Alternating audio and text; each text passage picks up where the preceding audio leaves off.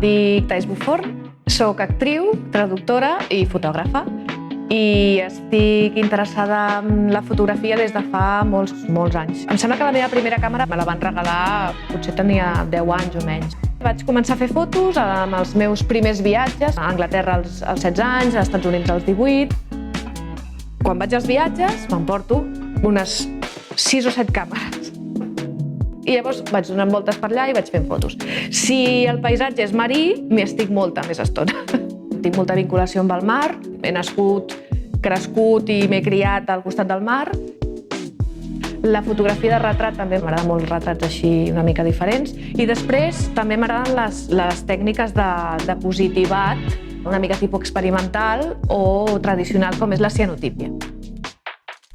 En aquesta exposició, que es diu El mar és blau, veureu que hi ha diferents tipus de fotografies. Des d'un autoretrat, que sóc jo, la meva ombra i els meus peus a la platja de Vilanova amb el mar que ho banya tot, fins a altres paisatges en què surten, per exemple, vaixells o una barca que està reposant.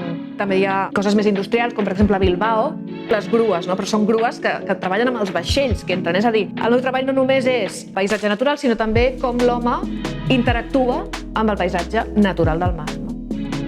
La cianotípia és complicada de treballar, almenys que faig jo, que és més tradicional, perquè utilitza només la llum del sol. Hi ha gent que utilitza làmperes amb ultraviolada, que és molt més fàcil perquè no depens dels elements, però en el meu cas el que faig és agafar paper d'aquarel·la, és important perquè si no, quan ho rentes, el paper es desfà. Treballo amb un parell de químics, faig les proporcions adequades, utilitzo la fórmula font coberta, pinto el paper, deixo que s'assequi durant tota la nit en un lloc totalment fosc, que no li toqui la llum, i l'endemà, quan ja surt el sol, ja començo a treballar en el positivat. En el meu cas el que faig són fotolits, és a dir, jo agafo fotos que he fet o amb el mòbil, o analògiques, o digitals, les passo normalment al Photoshop, les poso a la mida que jo vull que sigui la còpia final, però abans l'he passat a blanc i negre. Per què? Perquè he de tenir un bon contrast. Es fa el negatiu, ho imprimeixo amb una transparència de les que fèiem servir tota la vida i ja tenim el fotolit.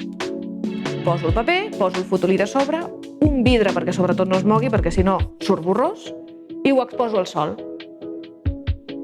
A l'exposició també hi ha una part de prova i error i veureu errors, entre cometes, de com ha sortit les cianotípies, des de subexposades, sobreexposades perquè m'he passat o m'he despistat i s'ha cremat, o fins i tot una reacció dolenta del paper. També veureu exemples de cianotípies borroses perquè feia vent.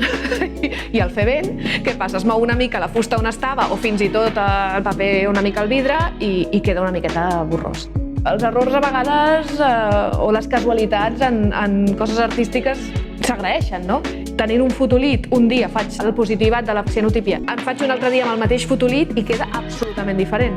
És el que més m'agrada de la fotografia analògica i sobretot de la cianotípia, les tècniques més tradicionals, no? És com una mica jugar a veure què surt. Jo crec que heu de venir no només en aquesta exposició, perquè jo puc parlar de l'exposició i podeu veure imatges a la televisió, però l'emoció del directe és com l'emoció de la fotografia.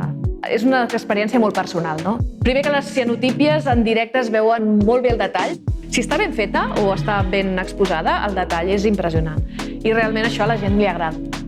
I veure com cadascuna és diferent, diferents tipus de blaus, diferents maneres de pintar, depèn del dia que he tingut, etc. Llavors jo crec que això és l'emoció de venir i de convertir-ho en una experiència personal. Per això us animo que vingueu no només en aquesta exposició, a totes les exposicions que tenim aquí a la sala, i sobretot la cultura és segura. Sortiu de casa sense por, que val la pena.